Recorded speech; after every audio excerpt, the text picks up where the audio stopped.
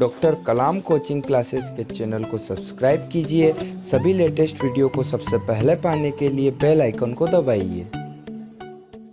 नमस्कार मित्रों, डॉक्टर कलाम coaching classes के ऑनलाइन यूट्यूब चैनल पर आपका पुनः हार्दिक स्वागत करता हूं। जैसा कि आपको पता है कि आज दिनांक 30/6/2020 को मैथ्स का एग्ज़ाम हुआ है। आरबीएसई बोर्ड का मैथ्स का एग्ज़ाम हुआ है। उस मैथ्स का जो एग्ज़ाम हुआ है उसमें कुछ प्रकार से क्या क्वेश्चन रहे, किस प्रकार से आपको लिखना था, क्या क्या आपने लिखा, उसके क्या क्या आंसर है, वो आप घर बैठे आप इसका सोल्यूशन देख सकते हो। उसी के लिए डॉक्टर कलाम कोचिंग क्लासेस आपके सामने 10th क्लास बोर्ड का सॉल्यूशन पेपर सोल्व लेकर आई है। इसलिए सबसे पहले बात करते हैं सूत्र निखिलम का प्रयोग कर 105 का वर्ग ज्ञात करना। दोस्तों आपको पता है कि सूत्र निखिलम का प्रयोग किस प्रकार से किया जाता है कि इसका सूत्र होता है संख्या स्क्वायर बराबर संख्या प्लस विचलन ओब्लिक विचलन का स्क्वायर। ठीक है, तो पहले अपन सर्वप्रथम विचलन निकालते हैं। तो विचलन आया आपके पास संख्या माइनस आधार होता है सूत्र। 105 में से 100 माइनस करेंगे तो प्लस का 5 बचता है। हमने 105 प्लस 5 किया ओब्लिक 5 का स्क्वायर किया। ओके यस, उसके बाद 105 और 5 कितने हो गए, 110 हो गए। उसके बाद 5 का स्क्वायर 25 और ये 100। यहाँ देखो ये जो बात कर रहे हैं हम ना, आधार में कितने अंक के, 2 अंक के, इसलिए यहाँ 2 अंक रखे हमने।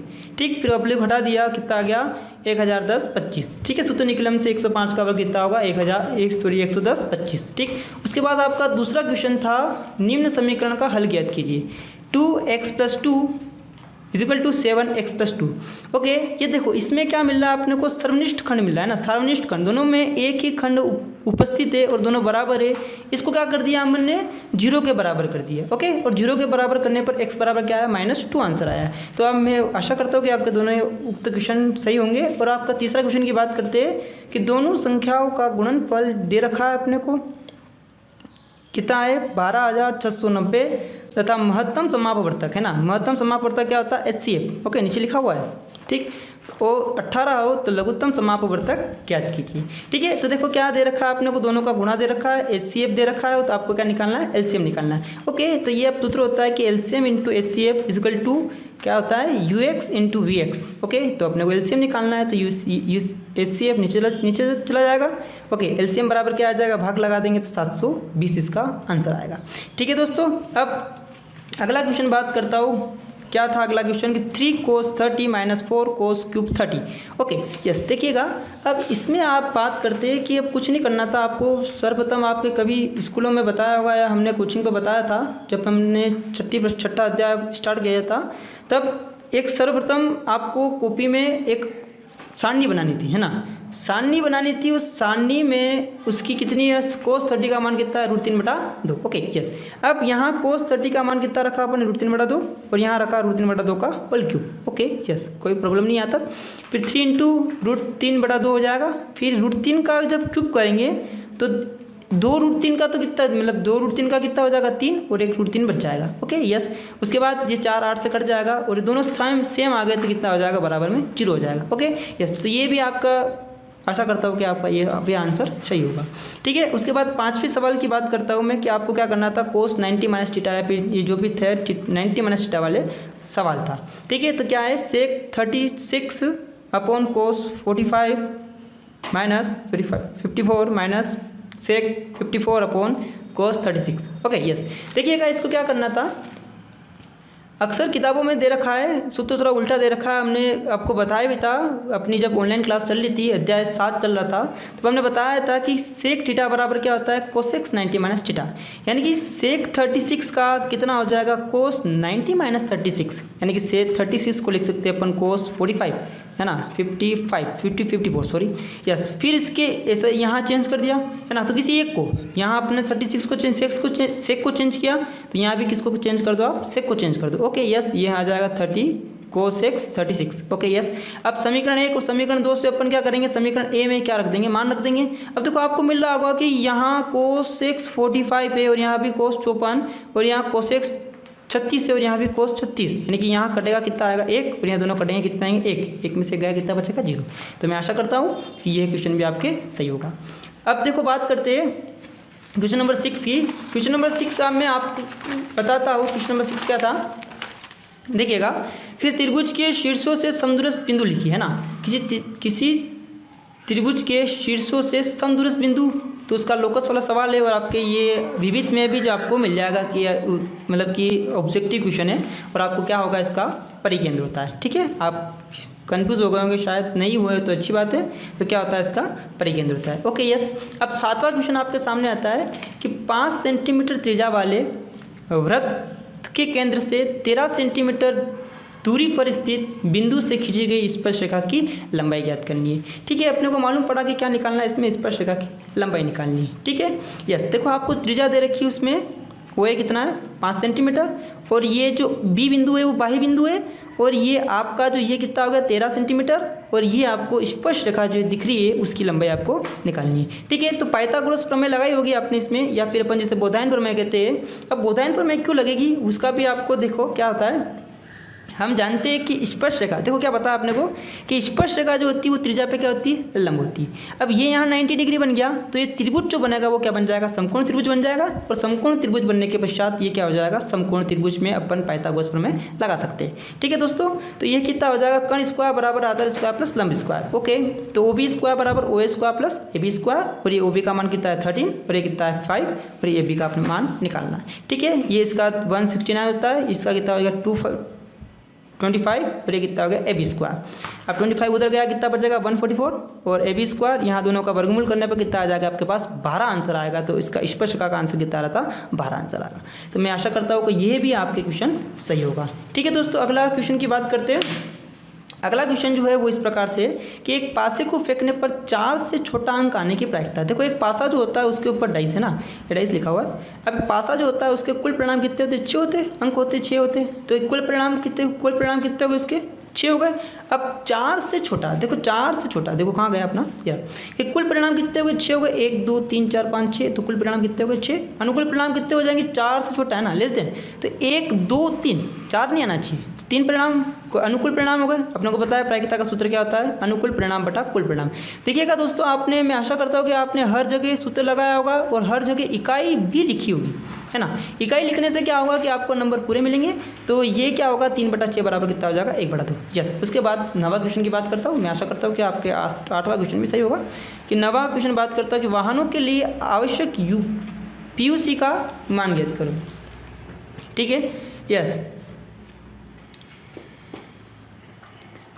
PUC का मान, पूरा नाम लिखना है आपको। तो PUC का पूरा नाम क्या होता है, प्रदूषण नियंत्रण प्रमाण पत्र, या इंग्लिश में लिखे तो उसको क्या कहेंगे, पोल्यूशन अंडर कंट्रोल सर्टिफिकेट। ठीक है, देखो हम थोड़ा जल्दी बोल रहा हूँ मैं, आपको लग रहा होगा कि सब जल्दी बोल रहे, पर देखते क्या होता है। समांतर श्रेणी 3, देखो ये बात करते सॉरी। अब उसके बाद ये जैसे ये क्वेश्चन नंबर 10, एक कार 3 मिनट में पहला, 6 मिनट में दूसरा, 9 मिनट में तीसरा यातायात सिग्नल पार करती है। ठीक है, तो वह 13वां सिग्नल कितने समय में पार करनी है, यानी कि अपने को टाइम निकालना है। और इसका एन दे रखा है 30, है ना, ये दिख रहा होगा। ठीक है, ये दे रखा है एन। ठीक, अब ये आपको पहला दे रखा है, ए दे रखा है, फिर इसके बीच में गैपिंग बनाते हैं, यानी कि अपने को समांतर श्रेणी बनानी है। 3 6 9 इस प्रकार से क्या है, सिग्नल है। Okay yes.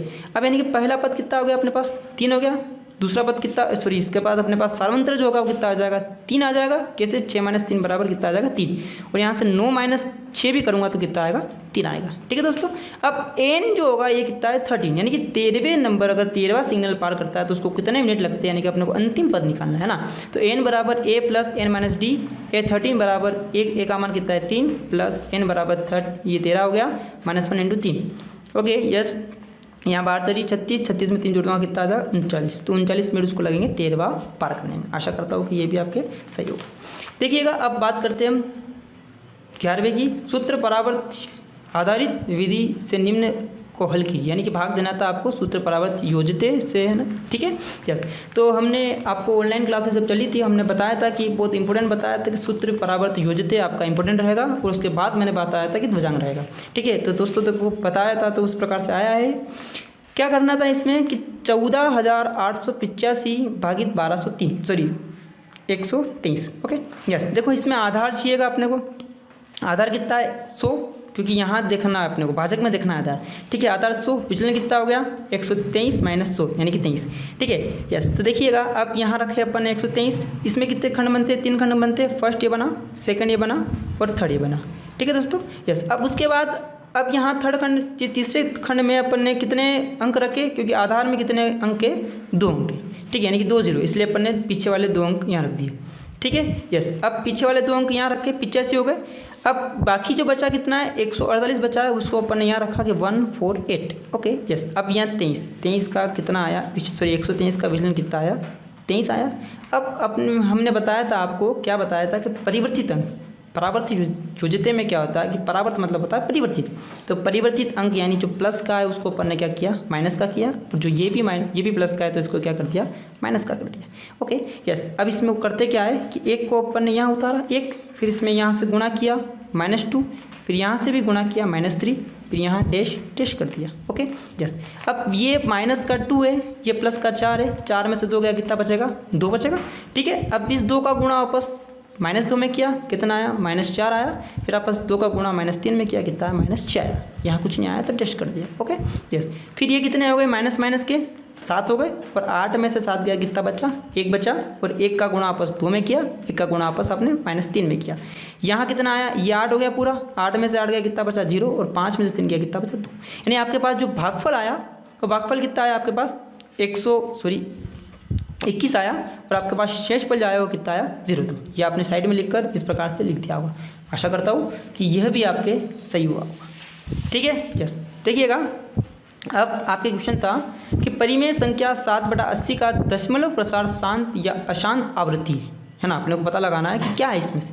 बिना विभाजन प्रक्रिया का प्रयोग कर ज्ञात कीजिए, ठीक है दोस्तों। देखो, बिना विभाजन प्रक्रिया का जो प्रयोग होता है वो किस प्रकार से होता है कि अपने को पता है कि जब हर का जब बात करते अपन, है ना, हर की बात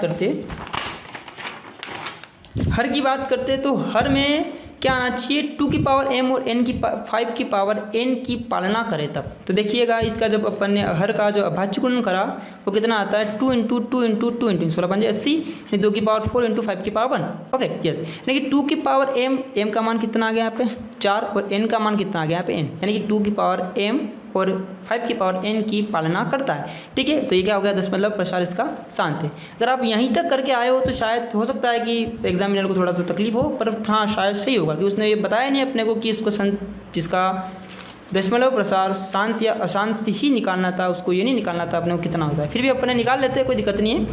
तो यहाँ कितना है, यानी कि इसको क्या करना है अपने को, इस दोनों संख्याओं को बराबर करना पड़ेगा। तो क्या करा मैंने, 5 × 5 की पावर 3 का गुणा भी किया, और 5 की पावर 3 का क्या कर दिया, भाग भी दे दिया, ठीक है दोस्तों। अब यहाँ करना है अपने को कि ये कितना हो गया, 5 की पावर 3 का मतलब 125, और 2 की पावर 4 और 5 की पावर 4, यानी कि इसको 4 को 7 लिख सकता हूँ, 10 की पावर 4 हो गया, ठीक है। उसका ऊपर गुणा किया 875, ये कितना हो गया 10,000, भाग दे दूँगा कितना हो जाएगा 0.0875, इसका आंसर होगा। आशा करता हूँ कि ये आपके सही होगा, ठीक है दोस्तों। आगे बात करते हैं कि 13वां क्वेश्चन क्या था कि 13 सेंटीमीटर त्रिभुज के वृत्त के त्रिज्यखंड द्वारा केंद्र पर अंतरित कोण 90 डिग्री है। वृत्त के लघु त्रिज्यखंड की चाप की लंबाई, है ना, चाप की लंबाई निकालनी है आपको πr/180, ठीक है दोस्तों। यहाँ आपने गलती नहीं कर दी है, तो अच्छी बात है, क्योंकि चाप की लंबाई और उसका त्रिज्यखंड का क्षेत्रफल अलग अलग होता है। देखिएगा चाप की लंबाई किस प्रकार से निकालेंगे। देखो आपको दे रखा है यहाँ पे कि r का मान कितना है 14 सेंटीमीटर, और थीटा का मान कितना है यहाँ पर 90 डिग्री, ठीक है, ओके। यस, यानी कि थीटा का मान कितना हो गया आपके पास चाप की लंबाई का सूत्र क्या होता है πr/180, ओके। यस, थीटा का मान 90 लिखा अपन ने, यहाँ 180 का 180, r का मान कितना हो गया 14, और पाई का मान अपने वो नहीं कहा कि 22/7 लो या कुछ भी लो, तो अपन ने 22/7 ले लिया, ठीक है। 7 से कटा होता 2 बार, फिर आपस 180 से कटेगा 90 2 बार, फिर ये 2 से 2 वापस कट जाएगा, यानी कि कितना बच जाएगा आपके पास 11 बच जाएगा, या फिर 22 बच जाएगा, तो 11 दूनी 22, तो 22 सेंटीमीटर का क्या होगा, चाप की लंबाई होगी। तो आपको लास्ट में अगर अच्छे से लिखा होगा आपने, अतः चाप की लंबाई कितनी होगी आपके पास 22 सेंटीमीटर होगी, ठीक है दोस्तों। आइए बात करते हैं क्वेश्चन नंबर 14 की बात करता हूँ। क्वेश्चन नंबर 14 क्या था, क्वेश्चन नंबर 14 था आपके पास कुछ इस प्रकार से था कि एक शंकु के आधार का व्यास 14 मीटर और तिर्यक ऊंचाई कितनी उसकी 25 मीटर है। तो शंकु का संपूर्ण पृष्ठीय क्षेत्रफल निकालिए, है ना। संपूर्ण पृष्ठीय क्षेत्रफल होता है पाई आर एल प्लस आर, यानी कि आपको एल दे रखा है, आर दे रखा है, कुछ नहीं करना है, सूत्र लगाना है सिर्फ, ठीक है। देखो देखिएगा दोस्तों, हमने भी वही किया कि सूत्र लगाया डायरेक्ट। क्या आया कि शंकु के आधार का व्यास कितना है, 14 मीटर है, ठीक है। सारा मीटर है तो मीटर में होगा सारा, है ना, यस। अब तिर्यक ऊंचाई कितनी उसकी 25, सूत्र लगाया पाई आर प्लस एल 22/7, आर का मान 7, आर का मान कितना है 7, एल का मान कितना है 25। ओके, 7 से 7 कटा, 22 × 32 करोगे तो आपके पास कितने आएंगे 704 मीटर स्क्वायर, या इसको अपन वर्ग मीटर भी लिख सकते हैं। तो ये आपका आंसर होगा। मैं आशा करता हूँ कि ये भी आपके सही होगा, ठीक है दोस्तों। अगली बात करते हैं। एक सीधे व 8 मीटर ऊंचे खंबे के शीर्ष पर सीसीटीवी का मतलब, देखो ये सीधा है और यहाँ पर एक सीसीटीवी कैमरा आपके पास लगा हुआ है, तो चारों ओर देख सकता है। 10 मीटर दूर दृष्टि रेखा के आगे यातायात देखा जा सकता है, यानी कि यहाँ से आगे, यहाँ से आगे, इसके आगे अपन यातायात को देख सकते हैं, ठीक है। खंबे के चारों ओर परछाई द्वारा निर्मित वृत्ताकार क्षेत्र का क्षेत्रफल ज्ञात कीजिए, ठीक है। अब देखिएगा, हम वही करना था हमने को, क्या किया कि ये 8 मीटर खंबा था, यहाँ सीसीटीवी कैमरा लगा हुआ है और यहाँ से आगे यातायात को देखा जा सकता है। या तो आपको ये भी पूछ सकता था इसमें कि अदृश्यनीय वृत्त का क्षेत्रफल भी आपको ज्ञात करना था, या फिर जो इसने कहा है वही निकाल लेते अपन, वृत्ताकार क्षेत्र का क्षेत्रफल ज्ञात करते, ठीक है। तो समकोण त्रिभुज एबीसी, क्योंकि ये समकोण त्रिभुज हो गया, एक पोल खड़ा हुआ है तो पोल किस पे होता है 90 डिग्री पे खड़ा रहेगा। AC² = AB² + BC² हो जाएगा। AC का मान कितना है 10 और AB का मान कितना है 8। ओके, तो यानी निकालना कितना है BC में निकाला अपन ने, तो यहाँ BC आएगा आपके पास 6 आया होगा, ठीक है। अब 6 BC आया तो ये क्या आ गई, इसकी वृत्त की त्रिज्या आ गई, क्योंकि ये पूरा इस प्रकार से गोल घूमेगा, है ना, जो गोल घूमेगा तो ये आपके पास एक वृत्त बनेगा नीचे। उस वृत्त का क्षेत्रफल निकालना था आपको, कि वृत्ताकार क्षेत्र की त्रिज्या BC = 6 सेंटीमीटर, तो अतः वृत्ताकार क्षेत्र का क्षेत्रफल πr² होगा, ठीक है। पाई का मान दे रखा आपने को 3.14। अब 3.14 × 6 × 6 बस आपने गुणा किया होगा, तो ये आपके पास ये आएगा कि 113.04 वर्ग सेंटीमीटर, यहाँ मीटर है तो यह मीटर ही होगा, ठीक है। यहाँ मीटर है सब कुछ, तो गलती हो जाती है, आपको नहीं करनी थी ये गलती, है ना। ध्यान रखना, इस चीज़ का ध्यान रखा होगा, मैं आशा करता हूँ कि आपने ये चीज़ भी ध्यान रखी होगी, ठीक है। तो ये कितना है यहाँ पे 6 मीटर, ओके यस। अब आइए अब देखते हैं क्वेश्चन नंबर 16 पार्ट सी का, जो आपको बताया है कि कितने नंबर का, 3 नंबर का होगा, ठीक है। 16 क्या कहता है, द्विघात बहुपद x² - 2x - 15 के शून्यक ज्ञात कीजिए और इन बहुपदों के शून्यक तथा गुणांकों के मध्य संबंध की सत्यता की जांच कीजिए, ठीक है। देखो क्या करते हैं, आपके पास क्वेश्चन नंबर 16 है, क्या कहता है कि ये इसको बहुपद इस बहुपदों के शून्यक निकालना है, ठीक है। ये जो दिख रहा है आपको, सबसे पहले देखते हैं कि x² का गुणांक कितना है, आपके पास 1 है, और x का गुणांक कितना है -2 है, और आपके पास c मतलब क्या होता है अचर पद, उसका मान कितना है आपके पास -13 है, 15 है। अब 15 का क्या करते हैं हम, अभी माइनस छोड़ दो, 15 का क्या करते हैं अभी अपन 15 का अभाज्य गुणनखंड करेंगे, कितना आएगा, एक बार 3 आएगा, एक बार 5 आएगा, और ये कितना आएगा 3 × 5। Okay yes. अब देखो माइनस है, मालूम है आपको, फिर भी मैं बता रहा हूँ, माइनस है तो माइनस का कितना होगा, एक तो प्लस हो सकता है और एक क्या हो सकता है माइनस हो सकता है। माइनस है यानी कि माइनस का बचता है कि एक प्लस का होगा और एक माइनस का होगा, तभी क्या आता है माइनस आता है। अब डिसाइड ये करना है अपने को कि प्लस का कौन सा रहेगा और माइनस का कौन सा रहेगा ना, यानी कि प्लस का 3 रहेगा या प्लस का 5 रहेगा। इसके लिए क्या देखना पड़ेगा, यहाँ क्या है माइनस है, यानी कि जो संख्या बड़ी होगी वो क्या रहेगी माइनस की रहेगी। x² - 5x + 3x -5। ओके, अब इस दोनों में से कॉमन क्या आ रहा है, x कॉमन आया, ओके। x - 5 + 3x - 4 x - 5 वापस क्या कॉमन आया आपके पास, x - 5 वापस अगेन कॉमन आया, ठीक है। यहाँ कितना बचा x + 3, है ना, यस। अब उसके बाद देखिएगा, अब इसको शून्य निकालना है तो इस पूरी समीकरण को, ये जो अपने पास है, इसको क्या करेंगे 0 के बराबर कर देते हैं, ठीक यस। अब यहाँ कितना हो जाएगा, x - 5 = 0 और x का मान कितना आएगा 5, x + 3 = 0, x का मान कितना आएगा -3, यानी शून्य कितना है अपने पास +5 और माइनस के 3 शून्य का है, 2 क्यों आया अपने पास, क्योंकि x² है, ओके यस। अब बात करते हैं कि शून्य को के आगे क्या करना था, कि शून्य को का योग, यानी कि 5 - 3 जोड़ूंगा कितना हो जाएगा 2, ठीक है। और शून्य का योग यानी शून्य का योग यानी अब देखो यहाँ सूत्र होता है ये गुणांकों के बीच के क्या होता है कि x का गुणांक माइनस x का गुणांक अपॉन एक्स स्क्वायर गुणांक यानी माइनस बी अपॉन ए माइनस बी का मान कितना था -2 माइनस इंटू माइनस कितना हो गया +2। ठीक है, यानी कि ये वाला और ये वाला आपस में क्या है बराबर है। ओके, अब शून्य का गुणा 5 इंटू -3 इक्वल टू कितना आ गया -15। अब शून्य को का गुणा एक सूत्र होता है अपने पास अचर पद बटा एक्स स्क्वायर का गुणा। अचर पद क्या कहता है, अचर पद -15 अपॉन ए कहता है -15, यानी ये भी क्या है आपस में बराबर है। तो अतः बहुपदों के शून्य को तथा गुणांकों के मध्य संबंध क्या है, सत्य। तो मैं आशा करता हूँ कि आपके ये सवाल भी क्या हुआ, सही हुआ होगा। हम बात करते 17वें क्वेश्चन की, यानी कि यदि किसी समांतर श्रेणी के दूसरे A2, ठीक है, दूसरे दिखा A2, तीसरे A3, A2 कितना अपने पास 24 और A3 कितना अपने पास 28 है, तो श्रेणी के पहले 61 पदों का योगफल ज्ञात करना है अपने को। यानी यहाँ क्या निकालना है, SN निकालना है, योगफल यानी कि सम ऑफ n। SN ज्ञात करना है, मालूम पड़ी अपने को क्या करना है, कुछ कोई दिक्कत नहीं है इसमें। A2 कितना दे रखा है 24, A3 कितना दे रखा है अपने पास 28। ठीक है, अभी बात करिए अपन ने A प्लस डी, A2 का मतलब A प्लस टी है ना, आपको बताया हमने A प्लस डी बराबर कितना आ गया 24 और A3 यानी A प्लस 2D। ठीक है, यस कितना हो गया 28। दोनों समीकरणों को अपन सोल्व करेंगे तो डी का मान लेके आएंगे, डी का मान कितना आएगा 4। यहाँ चिन्हों को परिवर्तित करके डी का मान लेके आए, फिर डी का मान समीकरण 1 में रखेंगे, कितना आ जाएगा 20। ए का मान कितना आ जाएगा 20, ए का मान 20 आ गया, डी का मान 4 आ गया। और यहाँ आपके पास 61, एन का मान कितना है 61 है, और एस एन का मान क्या करना है आपको फाइंड करना है। ओके यस, इसके लिए क्या करना है अपने को, एस एन का सूत्र होता है n/2 2a plus n-1 into D. देखिएगा आपने ये सूत्र नहीं लगाया होगा, अच्छा बात है। एक और ये होता है a प्लस an है ना, तो ये सूत्र यहाँ नहीं लगेगा, क्यों, क्योंकि अपने पास n दे रखा है और d दे रखा है, a दे रखा है, इसलिए ये सूत्र लगेगा यहाँ पे 61/2, ये कितना आ जाएगा 20 into 2 plus 61 minus 1 into 4। Okay, N का मान 61 इसलिए ये कितना हो गया 60 इंटू 4। पहले क्या होगा गुणा होगा फिर प्लस होगा है ना, पहले प्लस करके गुणा नहीं करना है। तो 40 प्लस 40 कितना होगा 280, 280 2 से कटा कितना आ जाएगा 140 और 14 एकम 14, 14 छंग इसका कितना आ जाएंगे 84। तो ये आपके पास कितने आ जाएंगे 8540।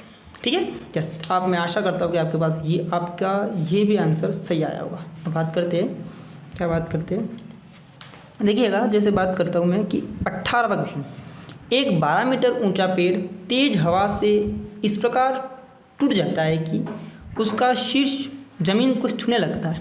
ठीक है, तो जमीन के साथ 30 डिग्री का कोण बनाता है। देखिएगा इसके लिए क्या किया, जैसे क्योंकि एक पेड़ है, ज़मीन के साथ इस प्रकार से पेड़ होता है, कितना है 12 मीटर ऊंचा है। ठीक है, अब यहाँ से वो टूट गया और यहाँ से टूटने के बाद ज़मीन को छूता है इस प्रकार से। ठीक है, अब मैं मान लेता हूँ कि इसने पूछा क्या है ना, सबसे पहले बात की ज़मीन से कितनी ऊंचाई से टूटा था, यानी कि ये ज़मीन है तो यहाँ से कितनी ऊंचाई से टूटा था, तो यहाँ से अपने को ये वाली दूरी ज्ञात करनी, मान लिया इसको x। ठीक है, देखो आइए क्या करते हैं अपन, किस प्रकार से सवाल करेंगे। देखिएगा 18वां, अब देखो मैंने बताया कि पूरा पेड़ कितना है 12 मीटर का है। ठीक है, और अपन ने माना कि ये कितना है C पॉइंट से टूट जाता है। ठीक है दोस्तों, अगर C पॉइंट से ये टूट गया यहाँ पे, तो यहाँ से जितना बचा हुआ है ये ऊपर वाला, ठीक है, वो यहाँ लटक जाएगा। तो मैं मानता हूँ कि x ऊंचाई से टूट गया था।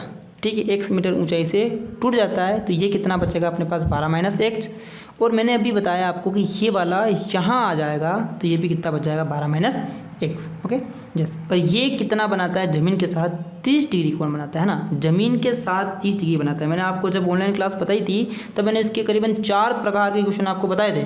उसमें ये भी बताया था कि ज़मीन के साथ 30 डिग्री कोण बनाता है, या टूटे हुए भाग के साथ 30 डिग्री कोण बनाता है, या फिर इसने पूछा एक तो क्या कि ये ज़मीन से कितनी दूरी से टूटा, या उस बिंदु से उसका शीर्ष कितना दूरी पर है। इस प्रकार से 4 सवाल यहाँ बनते थे। आपके पास कौन सा सवाल आया है, आपके पास आया है कि ज़मीन से कितनी दूरी से टूटा या कितनी ऊंचाई से टूटा। ठीक है, तो देखो इसको पूरा लिखना था, मैंने थोड़ा आधा अधूरा लिखा है, पूरा लिखना था कि माना पेड़ ए बी है ना, कितना 12 मीटर है, और वो क्या ज़मीन से बिंदु सी से टूट जाता है, और टूटने के बाद उसका शीर्ष जो होता है वो 30 डिग्री कोण बनाता है ज़मीन के साथ। ठीक है, और आपको क्या करना है कि उसकी कहाँ से टूटता है ज़मीन के साथ वो दूरी ज्ञात करनी है, यानी कि BC आपको फाइंड करना है। ठीक है दोस्तों, इसके लिए क्या करा अपन ने कि समकोण त्रिभुज लगाया। कौन सा लगाया, समकोण त्रिभुज CBD। ठीक है, समकोण त्रिभुज 10 30 क्यों लगेगा, देखो यहाँ ये बी डी निकालते हैं, ठीक है, बी डी और एक्स में संबंध निकालते हैं तो कितना आ जाएगा लंब बटा आधार, तो यहाँ लगेगा tan थीटा बराबर BC अपॉन BD, ठीक है। tan 30 का मान कितना होता है कि tan 30 का मान होता है 1/√3, BC का मान कितना है अपने पास x माना, इसलिए x पॉइंट x रख दिया, माना है ना, वही BC निकालना है तो माना x है ना, मान लिया अपन है ना, माना है तो लिखना पड़ेगा, ओके। अब उसमें क्या करना पड़ेगा, BD का मान निकालते हैं, BD का मान निकालते हैं कितना हो जाएगा, BD बराबर √3x, ठीक है। यस, अब पुनः बात करते हैं हम कौन से त्रिभुज CBD की बात करते हैं, ठीक है। अब पुनः CBD की बात करते हैं तो क्या आ जाता है कि यहाँ अब ये इस BD में ही संबंध लाना है, BD का मान लेके आए तो BD और किस में कर्ण है ना, ये कर्ण और आधार क्या हो जाएगा cos थीटा cos 30 कितना हो जाएगा BD अपॉन कितना हो जाएगा 6, ओके।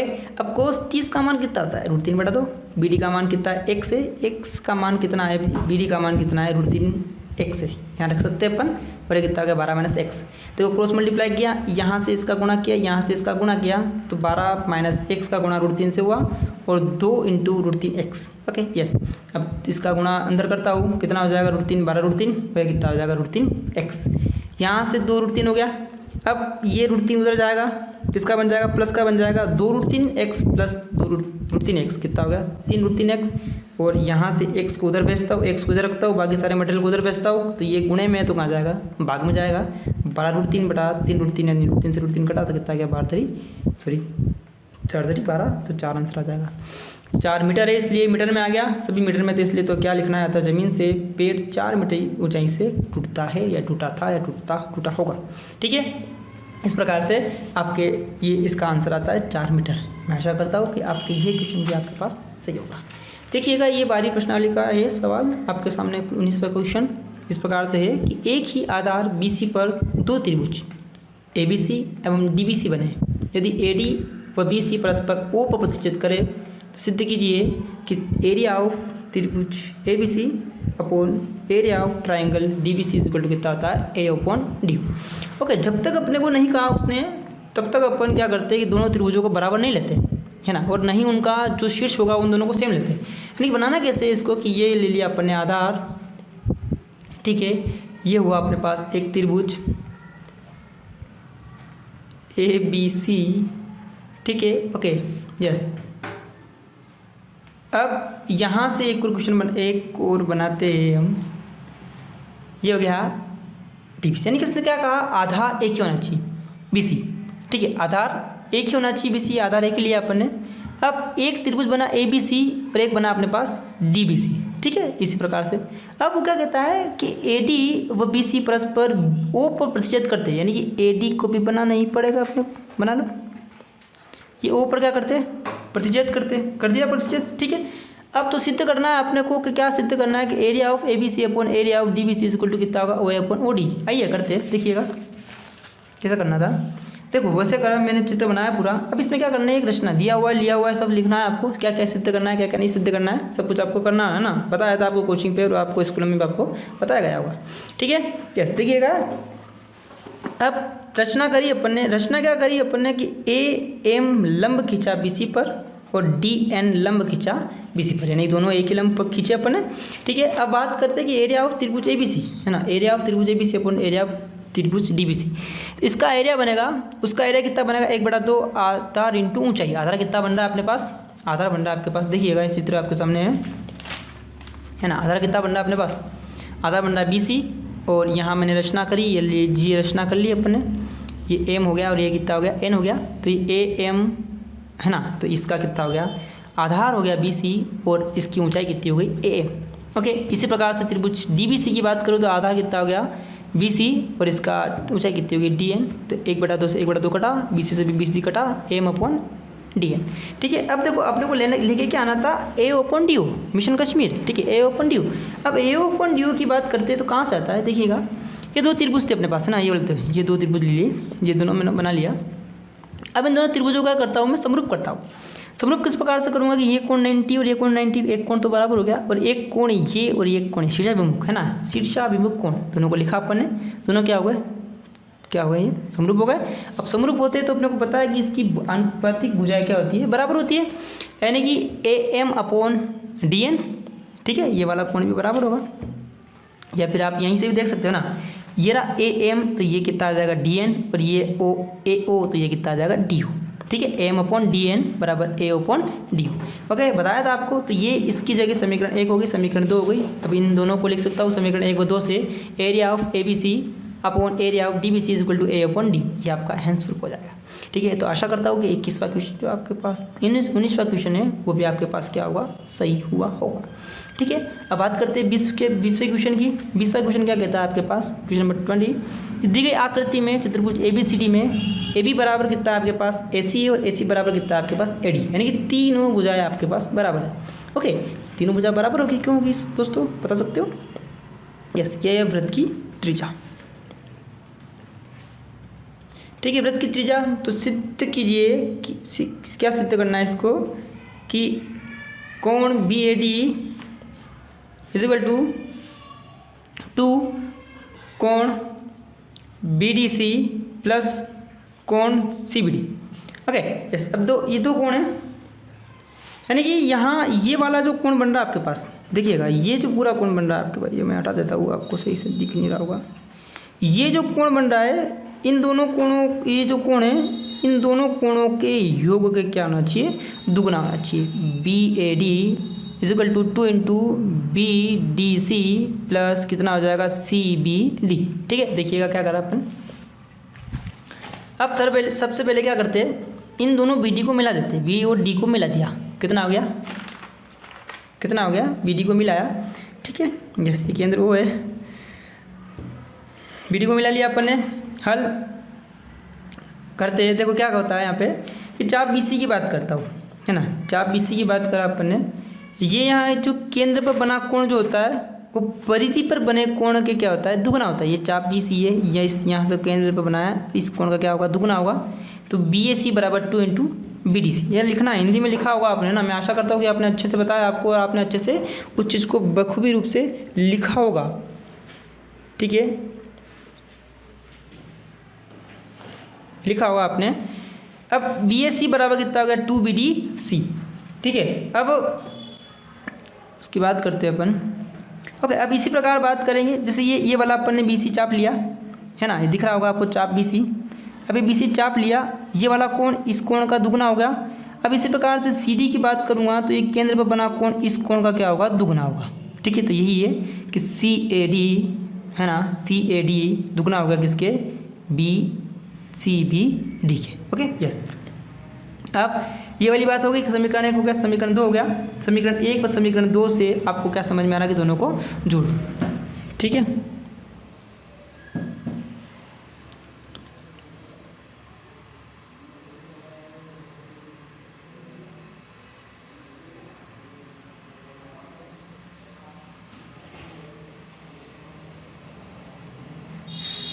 ठीक है। अब अपन ने दोनों को जोड़ा तो BAC प्लस CAD, BAC देखो BAC प्लस CAD, ये तो पूरा कोण बन गया। ठीक है, अब दोनों जुड़े, ये वाला जुड़े दोनों, कितना हो गया 2BDC प्लस 2BCD, ये दोनों को यहाँ से 2 कॉमन ले लिया तो यहाँ कितना बचा BDC प्लस BCD, तो कोण कितना हो गया BAD बराबर 2BDC प्लस BCD। ठीक है, तो ये आपको सिद्ध करना था। मैं आशा करता हूँ कि ये भी आपके अच्छे से सिद्ध हो चुका होगा। और आइए हम अगले क्वेश्चन की बात करते हैं, क्वेश्चन नंबर 21। क्वेश्चन नंबर 21 क्या कहता है, देखिए इसमें चित्र बनाना था आपको ना। चित्र किस प्रकार से बनाना था आपको, क्लियर हो रहा क्या? आइए बात करते हैं क्वेश्चन नंबर 21। क्वेश्चन नंबर 21 कहता है कि त्रिभुज ABC की भुजा BC को एक वृत्त बिंदु P पर बाह्य स्पर्श करता है। ठीक है, बाह्य स्पर्श करता है तथा अन्य दो भुजा AB व AC को बढ़ाने पर क्रमशः बिंदु Q व R पर स्पर्श करता है। ठीक है, तो सिद्ध कीजिए कि AQ बराबर 1/2 AB plus BC plus C। ठीक है, देखो ये 13वीं प्रश्नावली का क्वेश्चन है। 3 क्वेश्चन मैंने इंपोर्टेंट बताए थे, उसमें से एक क्वेश्चन तो ये इंपोर्टेंट था और ये आ चुका है आपके सामने। देखिएगा कैसे क्या होता है। अब इसमें बात करते हैं, जैसे मैं आपको सामने चित्र पेश करता हूँ उसका, ये रहा इसका चित्र। देखिएगा अब ये चित्र जो है तो कुछ इस प्रकार से है ठीक है, ये आपको ओ केंद्र वाला एक वृत्त दे रखा था, उसका ABC जो है, ये त्रिभुज ABC, इसको ये बिंदु P पर स्पर्श करता है। और उसने कहा कि AB को Q तक बढ़ाऊँ तो वो AB को अगर आगे बढ़ाऊँ तो वो वृत्त को Q पर स्पर्श करता है, और AC को आगे बढ़ाऊँ तो वृत्त को R पर स्पर्श करता है। ठीक है, वही अपने लिखा दिया हुआ लिया हुआ सब कुछ लिखना है, आपको सिद्ध करना है कि AQ बराबर half AB plus BC plus C है। Okay yes.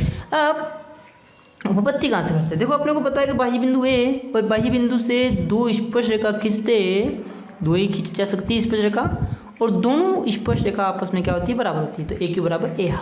इसी प्रकार से बाह्य बिंदु B है तो ये BQ बराबर BP है ना, और इसी प्रकार से BP बराबर BQ। इसी प्रकार से BC भी क्या है, बाह्य बिंदु है तो BC बराबर CR। ठीक है, अब देखिएगा हमने क्या किया कि इन AQ और AR को जोड़ दिया। AQ प्लस AR को जोड़ा तो AQ बराबर कितना हो गया, देखो इस AQ को मैं दो भागों में तोड़ सकता हूँ, AB BQ, AB plus BQ plus AC plus CR, ये AC प्लस CR। ठीक है, बस देखिएगा अब यहाँ एक और बात हुई थी, देखो ये जो एक स्टेप खा गया मैं, AQ प्लस AQ बराबर कितना AB, ये AB। अब AB किसके बराबर है, BQ के है ना, ये रहा लिखा हुआ है यहाँ पे BP है ना। देखो BQ किसके बराबर है, BP के बराबर है। ये BQ को क्या कर दूँ मैं यहाँ पे BP कर दूँ, BQ किसके बराबर है, BP के बराबर। और इस AC किसके बराबर है, ये देखो यहाँ कहाँ गया, ये AC तो हो गया। ये CR किसके बराबर है, ये CR इसके बराबर। देखो CR बराबर CP, तो मैं इसको कर देता हूँ CP, दिख रहा है ना आपको। अब BP और CP देखो ये पूरा मिलकर क्या बना देगा, BC बना देगा, तो ये बना दिया BC। और ये AC का ही से यहाँ से दो चला गया, उधर कितना आ जाएगा, एक बड़ा दो AB plus BC plus AC। बहुत ही ईजी सवाल था और बहुत ही अच्छा पेपर था आपके, बिल्कुल 100 में से 100 नंबर लाने का। और मैं आशा करता हूँ कि ये भी अधिकांश जनों के सही हुआ होगा 21वां सवाल। ठीक है, आइए इसी के साथ अपन बात करते हैं 22वां सवाल। तो 22वें सवाल में कुछ नहीं करना है, एक अच्छा सा अच्छा विद्यार्थी भी इसको कर सकता है कि त्रिभुज ABC की परिकृत वृत्त की रचना कीजिए, जबकि BC बराबर 6 सेंटीमीटर, AB बराबर 5 सेंटीमीटर, कोण B बराबर 90 डिग्री, सॉरी 60 डिग्री। कर लिया होगा आपने, कुछ नहीं करना है इसमें। चलो बात करते हैं 23वां क्वेश्चन की बात करता हूँ मैं कि एक वृत्त की त्रिज्या 21 सेंटीमीटर है और बराबर कितना दे रखा है, 21 सेंटीमीटर। जीवा द्वारा केंद्र पर अंतित कोण थीटा बराबर कितना है, 90 डिग्री। तो इस जीवा द्वारा बने लघु वृत्तखंड का क्षेत्रफल आपको निकालना है। अब देखिएगा, अब लघु वृत्तखंड की बात करते हैं तो कितना आता है लघु वृत्तखंड का क्षेत्रफल, की वृत्तखंड बराबर कितना होता है, पाई R स्क्वायर थीटा बटा 360 minus R square into sine theta. ठीक है, 22 बटा 60, 21 इंटू 21, आर का मान रखा 90। कुछ नहीं, इसमें कैलकुलेशन करना है ना, अगर आपको कैलकुलेशन सही से हुई होगी तो आपका आंसर सही आएगा। ठीक है, देखिएगा उसके बाद 21 इंटू 21 बटा 2, 90 घटा, ये कितनी बार घटा, 4 बार, 4 घटा 22 से कितनी बार घटा, 11, ये कितना हो गया 2। अब देखो 7 भी घटेगा कितनी बार, 3 बार, तो 11 बचा, 3 बचा, 21 बटा और नीचे कितना बचा 2। इन तीनों का गुणा करके तो 4 का 2 का भाग लगाता हो तो कितना आएगा 346.5, और इसका भी भाग लगाता हो। देखो ये साइन 90, 90 का मान कितना आता है 1, यहाँ माइनस कर दूंगा कितना आ जाएगा 126 सेंटीमीटर स्क्वायर, क्योंकि सारे सेंटीमीटर में थे इसलिए सेंटीमीटर स्क्वायर या वर्ग सेंटीमीटर। ठीक है दोस्तों, मैं भी आशा करता हूँ ये सवाल भी आपके सही हुआ होगा और 3 में से 3 नंबर आपके मिलेंगे। अब बात करते हैं अपन 24वें क्वेश्चन की। 24वां क्वेश्चन कहता है कि एक धातु का गोला जिसकी त्रिज्या 9 सेंटीमीटर है को पिघाल कर 3 सेंटीमीटर त्रिज्या और 6 सेंटीमीटर ऊंचाई के कितने बेलन बनाए जा सकते हैं। देखो बेलनों की संख्या निकालनी है ना, आपको बताया गया था कि आपको ये बताया था कि क्या बताया था साहब आपको, कि जो दिया गया आयतन है, दिया गया आयतन बटा बनने वाला आयतन, बनने वाली आकृति का आयतन, ये सूत्र होता है ना, याद रखिएगा। और ये कोई पटवारी की वीडियो देख रहा हो तो उसके लिए भी सही है ना, आकृति का आयतन। ठीक है, अब दिया गया आयतन बटा बनने वाली आकृति का आयतन। तो देखो क्या बनने वाली आकृति है, बनने वाली आकृति है आपके पास बेलन, और दिया गया आयतन कितना है आपके पास गोला। ठीक है, देखो क्या है, गोले की त्रिज्या दे रखी है आपको 9 सेंटीमीटर और बनने वाले बेलन की त्रिज्या दे रखी है आपको 3 सेंटीमीटर, उसकी ऊंचाई कितनी दे रखी है R। देखो ये आपने कन्फ्यूजन नहीं होना है कि R को ये अपने कैपिटल माना और R को यहाँ माना अपन स्मॉल। बेलनों की संख्या कितनी होगी, बेलनों की संख्या गोले का आयतन बटा बेलन का आयतन। गोले का आयतन कितना होता है 4/3 पाई R क्यूब, ये होता ना, और पाई R स्क्वायर H किसका होता है, बेलन का। R लिया तो कैपिटल R लिया और यहाँ स्मॉल r लिया तो स्मॉल r लिया। 4/3 9 × 9 × 9 R क्यूब, और ये कितना R स्क्वायर 3 × 3 × 6 अब इसको काटाकूटी करेंगे अपन तो देखो क्या 3 से कटा, ये भी कट जाएगा 3 से वापस ना, ये 2 ये भी कट जाएगा 3 से वापस 3 बार, ये कटेगा 3 से 2 बार, ये कटा कितना हो गया 2 दूनी 2 दूनी 18, तो 18 बिलियन आपके पास आएंगे। ठीक है यस। अब क्वेश्चन नंबर 20 देखो, ये मैं आशा करता हूँ कि आपके पास सीधे लिखना है यहाँ पे बिलियन है ना, यहाँ नहीं लिखा होगा शायद आधा नंबर कट सकता है आपके, रह नहीं रहा हूँ बता रहा हूँ। ठीक है, क्वेश्चन नंबर 24 ये आपका आशा करता हूँ कि ये भी आपके पास आपके साथ सही हुआ होगा। और क्वेश्चन नंबर 25 देखिएगा, 25 में बहुत ही इजी क्वेश्चन था, सप्लीमेंट्री में भी काफ़ी खतरनाक क्वेश्चन आया था, पर उसके बावजूद भी यहाँ अच्छा क्वेश्चन है कि एक थैले में 5 सफ़ेद 2 लाल 3 काली गेंदें हैं। ठीक है, 5 सफ़ेद है 2 लाल है 3 काली गेंदें, इस थैले में एक गेंद यादृच्छिक निकाली जाती है, तो इसकी क्या प्रायिकता है कि निकाली गेंद सफ़ेद हो, लाल हो या काली हो। तो एक 5 है सफ़ेद है, वाइट 5 है और लाल कितनी है, रेड आपके पास 2 है और आपके पास ब्लैक कितनी है, आपके पास 3 है, टोटल कितनी होगी 10।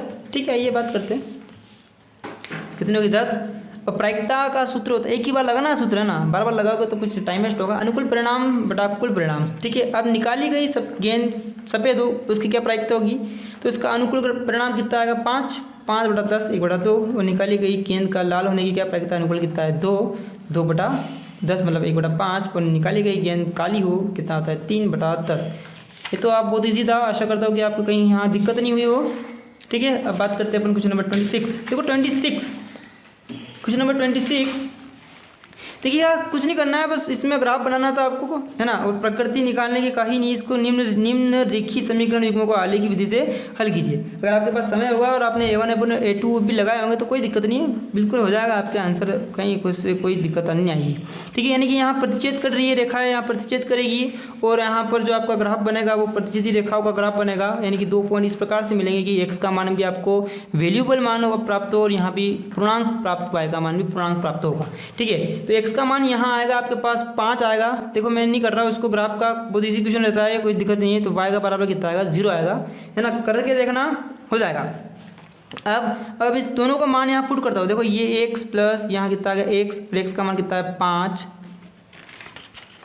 5 प्लस 3, y का मान कितना है 0 बराबर m का मान निकालना है। ये कितना होगा 20 प्लस 0 बराबर m, यानी m का मान कितना है 20। ये मान आपको लास्ट में करना था, है ना, और आपने किया होगा तो ये आपको आंसर मिलेगा, मतलब क्वेश्चन में मिलेगा, क्वेश्चन में इसका नंबर मिलेगा, बाकी 4 नंबर आपको ग्राफ का मिल जाएगा, 2 नंबर इसको कट जाना है, इसलिए किया होता होगा, बच्चे स्मार्ट होगा। ठीक है, देखो आइए अब बात करते हैं क्वेश्चन नंबर 27 की। दोनों बताऊंगा मैं आपको किस प्रकार से दोनों ये कर सकते थे या दोनों कुछ ये कर सकते थे, अधिकांश बच्चों ने यही किए होंगे। ठीक है, देखो बात 27 की बात करता हूँ। 27 में पहला क्वेश्चन में बात करता हूँ कि √1 माइनस साइन है अपॉन 1 प्लस साइन है equal to 1 upon sec A plus tan है। देखो कुछ नहीं करना है, सबसे पहले क्या करते हैं, ऐसी समीकरण दिखती है अपने को, ऐसी समीकरण दिखती है अपने को ये वाली, तो क्या करते हैं हम यहाँ करते हैं अंश हरों का परिमेयकरण, है ना, हरों का परिमेयकरण करते हैं। तो क्या किया अपन ने, हरों का परिमेयकरण करा, हरों का परिमेयकरण करने,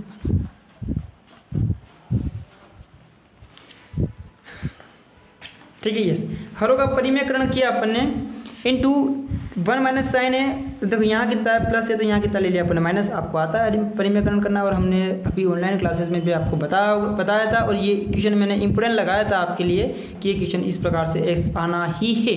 ठीक है, तो देखो जो बताया वो आपके पास सारी चीज़ें हैं कि आपको जो भी अगर बच्चों ने अगर तैयारी करी होगी अच्छे से तो कोई वहाँ तकलीफ होने वाली नहीं है आपको। देखो यहाँ क्वेश्चन गुणा किया अपन ने, 1 माइनस साइन स्क्वायर ए का होल स्क्वायर हो गया, 1 माइनस ये कितना ए प्लस, देखो यहाँ एक सूत्र लगा ए प्लस बी ए माइनस बी इस उल्टू कितना हो जाएगा ए स्क्वायर माइनस बी स्क्वायर। ठीक है, दिख रहा है। ठीक है यस, अब ये सूत्र लगा उसके हिसाब से 1 माइनस साइन स्क्वायर हुआ, इसका सूत्र होता है 1 माइनस साइन स्क्वायर बराबर क्या आता है कोस स्क्वायर है, फिर इसका कोस स्क्वायर है, दोनों का क्या कर दिया वर्गमूल अपन ने इसका स्क्वायर से काट दिया, 1 माइनस साइन है अपॉन कोस है। ठीक है यस, अब इसको अपन ने सेपरेट करा 1 अपॉन कोस है साइन अपॉन कोस है, क्या हो गया यहाँ पे कोस सेक है, यहाँ होता है 1 अपॉन कोस ए बराबर सेक है। सूत्र सभी लिखे होंगे आपने और लिखना अनिवार्य है, और साइन ए अपॉन कोस ए बराबर कितना आ जाएगा यहाँ पे 10 ए। ठीक है यस, देखिएगा अब उक्त समीकरण में ये देखो यहाँ लाना अपने को मिशन कश्मीर, क्या लाना है अपने मिशन कश्मीर 1/sec+10 है, ठीक है। देखो ये लाना है तो इसके लिए sec+10 का गुणा भी कर दिया और उसका क्या कर दिया अपन ने, भाग भी कर दिया। थोड़ा सा सोचना था, बस ज़्यादा कुछ नहीं करना था। sec+10 का भाग किया, गुणा किया, तो यानी कि ये देखो ये a - b a+b यानी a² - b² पुनः लगाया, ठीक है। या sec² - 10² अपॉन ये इसका कुछ नहीं होगा, नीचे गुणा 1 के साथ गुणा हो जाएगा sec+10। देखो ये सूत्र आपको पता है कि sec² a = 1 + 10² इधर आ गया तो कितना बचेगा, sec² - 10² = कितना बचेगा, 1 रख दिया, कैसा आंसर आ जाएगा, हेंस प्रूफ। ये करना था, कुछ नहीं करना था।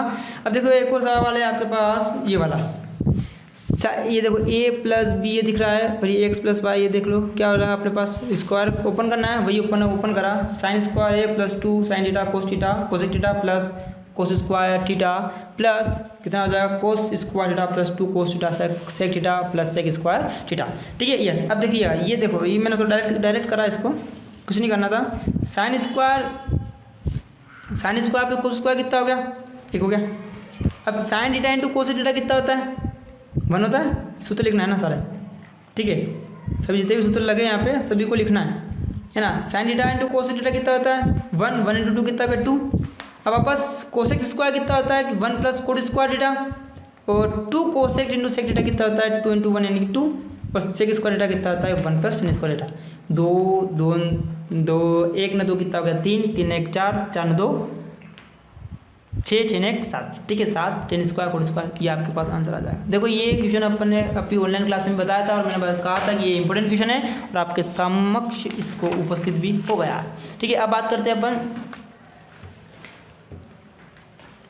इसकी, है ना, अथवा की बात करते हैं। कुछ बच्चों ने ये भी किया होगा, अधिकांश बच्चों ने ये किया होगा कि cos की पावर 4 θ प्लस sin² की पावर 4 θ है ना, = 1 - 2 cos² θ sin², ठीक है। इसकी बात करते हैं, देखिएगा ये करना क्या था, इसको दोनों को स्क्वायर में लिखा अपन ने, cos² θ sin² θ का भी स्क्वायर किया। और एक सूत्र होता है ना, वो अगर आप जो बच्चा नया है, अगर वो पहली बार इस वीडियो को देख रहा है ना, तो सबसे पहले सब्सक्राइब कर लो, उसके बाद वीडियो को देखो और ये सूत्र आपको याद रखना ही रखना है, ठीक है। क्योंकि आपके दिमाग में, जहन में दिमाग खत्म हो जाएगी कि कुछ जोड़ना है, घटाना है, कि ये नंबर तो काम खत्म हो जाएगा। तो याद रखो कि a² + b² क्या होता है, a² + b² का होल स्क्वायर -2 × a × b। मैंने अभी यहाँ बच्चों को बताया भी था, मतलब यहाँ जो ऑनलाइन क्लासेस चली थी उसमें बताई भी था, अपन ने बात भी करी थी इस विषय पर। तो यहाँ रखा अपन ने, क्या रखा कि a का मान कितना है cos² θ और b का मान कितना है sin² θ + cos² θ का whole square θ -2 sin 2 cos² θ sin² θ, है ना। सूत्र जितने भी लगते हैं सभी सूत्रों को लिखना है, ठीक है। यहाँ कितना होता है, इसका मान 1 का स्क्वायर 1 ही रहेगा और ये 2 × के आपके पास आंसर आ जाएगा, हेंस प्रूफ। इजी था, और ये तो उससे भी इजी था, है ना। कौन सा वाला कि कोड है -10 = 2 cos² a - 1 upon sin a cos a, ठीक है। कोई नहीं, इसमें कुछ नहीं करना है। इसमें सबसे पहले साइन कोस, देखो आपको बताया था, जबकि 99% केस में क्या करेंगे, साइन कोस में कन्वर्ट किया जाता है, ठीक है। साइन कोस में कन्वर्ट कर रहे हैं अपन, किया साइन कोस में कन्वर्ट, कोस अपॉन साइन है माइनस साइन अपॉन कोस है। देखिएगा अपन ने क्या किया, एलसीएम लिया, साइन कोस एलसीएम लिया, तो यहाँ कोस का गुणा होगा कोस स्क्वायर, साइन का होगा साइन स्क्वायर, कोस स्क्वायर है माइनस साइन स्क्वायर यानी कि कोस स्क्वायर ए। अब यहाँ एक सूत्र लगता है, क्या सूत्र लगा, साइन स्क्वायर ए बराबर 1 - कोस स्क्वायर ए। देखिएगा यहाँ कोष्टक, ये -9 वाली दुल्हन होती है, वरना सारा घर बिगाड़ देगी। माइनस का गुणा माइनस प्लस से हुआ तो माइनस आएगा, माइनस का माइनस प्लस हो गया, कोस स्क्वायर है प्लस कोस स्क्वायर जुड़ गया, कितना 2 cos square -1 upon sine upon कोस। ये भी सूत्र इसी था, कोई दिक्कत नहीं है। आइए, आशा करता हूँ कि ये क्वेश्चन नंबर 27 आपके अच्छा हुआ होगा। और अब बात करते हैं क्वेश्चन नंबर 28 की। एक्स अक्ष पर वह बिंदु ज्ञात कीजिए जो बिंदु -2 3 4 से समान दूरी पर है। देखो यहाँ कुछ बच्चों ने ऐसे सोच लिया कि मध्य बिंदु लग रहा है, मध्य बिंदु नहीं लगेगा, समान दूरी का मतलब ये थोड़ी ना मध्य बिंदु होगा, ठीक है। मध्य बिंदु देता है, यानी कि एक ही रेखा पर एक बिंदु इस प्रकार से हो कि वो मध्य समान दूरी पर हो, ये एक ही रेखा पर थोड़ी है क्या। एक्स अक्ष का मान होता है कि x 0, देखिएगा इस प्रकार से बनेगा कुछ,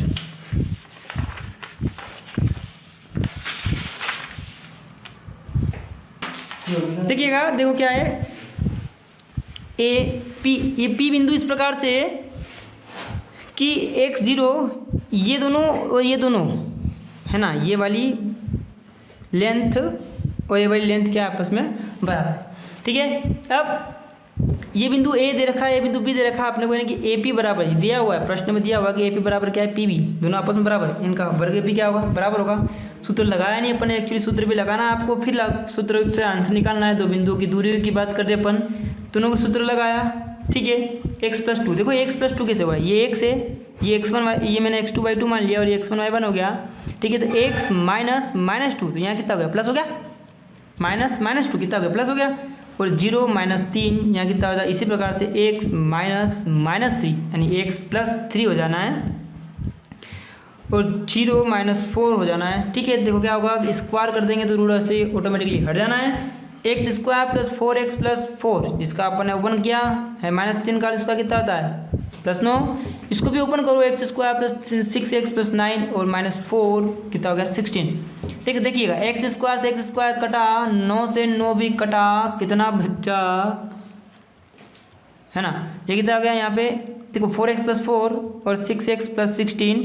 अब देखिएगा यहाँ मैं कुछ करता हूँ, यहाँ 16 जाएगा, कितना हो जाएगा, माइनस 4 12 हो जाएगा, और यहाँ आएगा कितना हो जाएगा, 2x, x का मान कितना आएगा, माइनस 6, यानी कि वह बिंदु कौन सा है कि वह बिंदु कितना है, माइनस 6 0 होगा।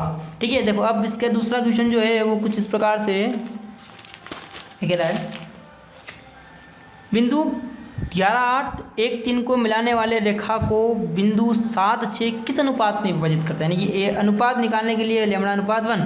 ठीक है, यस। अब ये मैंने क्या बताया था कि जो पहला जो पॉइंट होता है उसको x1 y1 मान लो, दूसरा पॉइंट जो होता है वो कितना होता है, x2 y2 होता है ना, और ये मिलाने वाला बिंदु ये कितना हो जाएगा, p बिंदु, आपके पास x y होगा। ठीक है, देखिएगा भाई करा अपन ने, a बिंदु ये लिया, b बिंदु ये लिया, c और p बिंदु ये लिया। ठीक है, माना क्या, लैम्बडा अनुपात, माना अनुपात लैम्बडा अनुपात 1 ले लिया। आपको एक सूत्र लगाना है, x बराबर lambda x2 plus x1 upon lambda plus 1 दिख रहा होगा आपको। 7 x का मान कितना है 7, लैम्बडा x का मान x2 का मान कितना 1 प्लस x1 का मान कितना है 11 लैम्बडा प्लस 1। अगर अपन इसको क्रॉस मल्टीप्लाई करते हैं, यहाँ कुछ नहीं तो 1, जिसका कुछ नहीं होता उसका 1 होता है, यहाँ से यहाँ क्रॉस मल्टीप्लाई किया तो लैम्बडा प्लस 1 का गुणा 7 से हो गया, 7 लैम्बडा प्लस 1, और ये कितना हो गया, लैम्बडा प्लस 11, 1 का गुणा लैम्बडा से तो लैम्बडा प्लस 11, फिर 7 लैम्बडा इधर है और 1 लैम्बडा इधर गया, कितना हो गया, 6 लैम्बडा हो जाएगा, और ये 7 11 में से जाएगा तो कितना हो जाएगा, 4 बचेगा, और ये लैम्बडा अनुपात 4/6 2:3, तो वो अनुपात क्या आएगा आपके पास, 2:3 आंसर आएगा। मैं आशा करता हूँ कि ये क्वेश्चन भी आपके पास बहुत ही अच्छे से सही हुआ होगा। अब बात करते हैं क्वेश्चन नंबर 29 की, जो प्रमेय का रहता है और अच्छा 6 नंबर का क्वेश्चन रहता है। देखिएगा,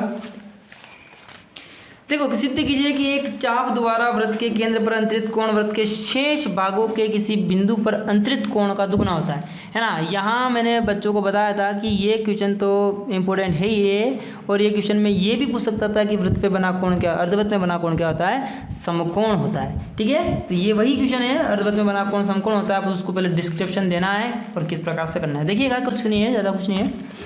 देखो दिया लिया तो आपको आता ही है। ठीक है, ये क्या है कि चाप द्वारा एक, इसमें चित्र नहीं बनाया तो उसी तरह किस प्रकार से, इस प्रकार से होगा।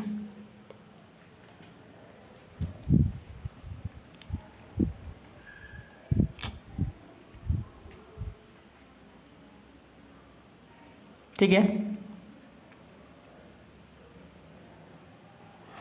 अब आपको सिद्ध करना है कि ACB, ओके। देखिएगा, मैंने इसको ओ तक बढ़ा के यहाँ तक डी तक लाया। देखो क्या करना है, ये जो चाप AB द्वारा केंद्र पर O पर अंतरित कोण जो है वो कितना है, कोण AOB है, और शेष भाग पर कितना है, यानी कि उसके पीछे वाले पर ACB है। ठीक है, और इसके बीच में संबंध निकालना है, तो ये वाला क्या होगा, इसका दुगुना होता है, ये वाला कोण इसका दुगुना होना चाहिए, उसको अपने सिद्ध करना है। तो क्या करा मैंने कि C को O से मिलाते हुए P तक बढ़ाया है, P बिंदु ले लिए। ठीक है, यस, उपपत्ति। अब इसकी उपपत्ति करनी है तो क्या करा कि त्रिभुज AOC पर एक समद्वि, देखो ये देखो मैं बता देता हूँ आपको किस प्रकार से पूरा बताना है, प्रूव करना है कि ये वाली इसकी त्रिज्या हो गई, ये भी त्रिज्या हो गई, तो ये क्या हो गया, ये कोण तो हो गया आपके पास ये कोण क्या आपके पास, समद्वि बाहु त्रिभुज आ गया। समद्वि बाहु त्रिभुज आ गया तो ये वाला कोण और ये वाला कोण भी आपस में क्या होगा, बराबर होगा। इस प्रकार से ये भी इसके बराबर है, तो ये वाला कोण भी क्या होगा, इसके बराबर होगा। ठीक है, तो ये भी क्या हो जाएगा, समबाहु त्रिभुज हो जाएगा।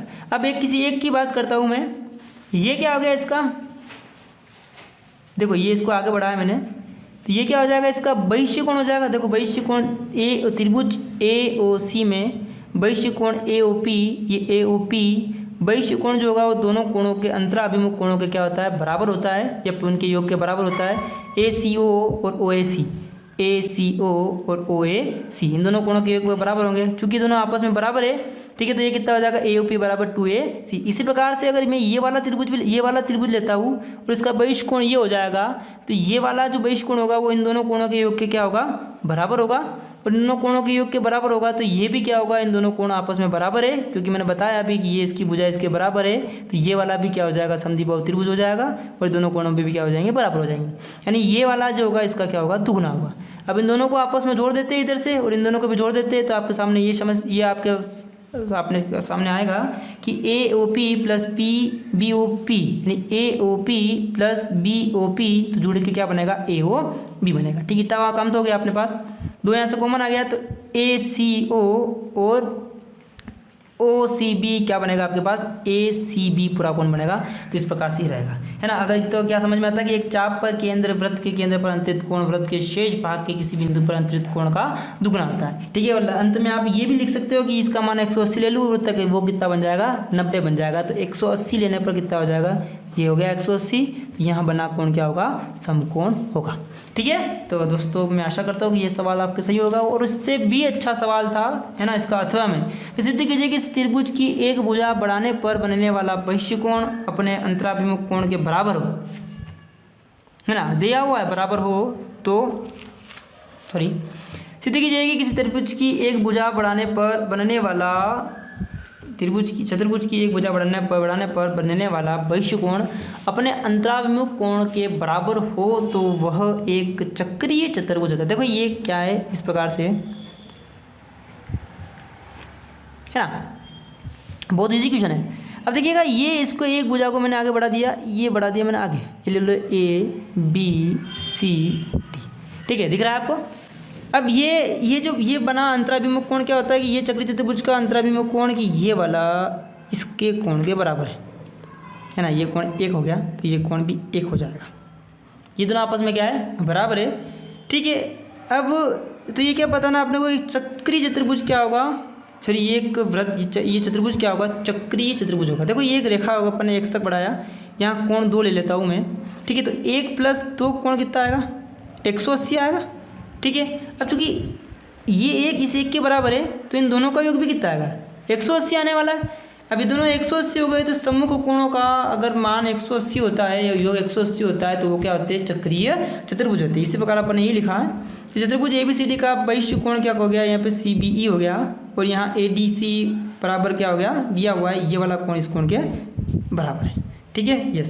अब सिद्ध करना है आपने को ABCD एक चक्रीय चतुर्भुज है, उसके लिए क्या करना पड़ेगा कि उसके सम्मुख कोण जो होते हैं वो क्या होते हैं संपूरक होते हैं, यानी कि उनके दोनों कोणों का योग कितना होता है 180 होता है। दिया हुआ है अपने को ये दोनों इसके बराबर है, और अपने को पता है यही बात हो गई, इन दोनों कोणों का योग कितना होता है 180 होता है। अगर इन दोनों का कोण 180 होगा, तो इन दोनों कोणों का योग कितना होगा 180 होगा, और ये बात अपने पास प्रूफ हो जाती है, सिद्ध हो जाती है कि ये जो होगा वो क्या होगा एक चक्रीय चतुर्भुज होगा, ठीक है। अब अंत में आपका जो क्वेश्चन रहता है माध्य माध्यक बहुलक का, वो क्वेश्चन में आपको करना था बस माध्य निकालना था उसका। अब आप FX से लगा करो या फिर UIDI जो भी लगाना हो करो, उसका आंसर कितना था, माध्य का आंसर था आपके पास, है ना, और 23.25 आपके पास इसका माध्य का आंसर आएगा, और आपका बहुलक का आंसर आएगा 23.33, ठीक है दोस्तों, ये आपके पास आंसर आएगा। तो इसी के साथ हम अपने इस पेपर को अंत समाप्ति करते हैं, और मैं आशा करता हूँ कि आप सभी के बहुत ही अच्छा पेपर हुआ होगा, और मैं आप सभी अच्छे अंकों से पास हो, और आप इस वीडियो को आप दोस्तों से ज़्यादा शेयर करो, और अच्छा लगे तो आप लाइक करो, कमेंट करो और सब्सक्राइब करो, और अगली वीडियो के लिए आप तैयार रहिए कि किस प्रकार से नई वीडियो आपके सामने पेश होती है। धन्यवाद।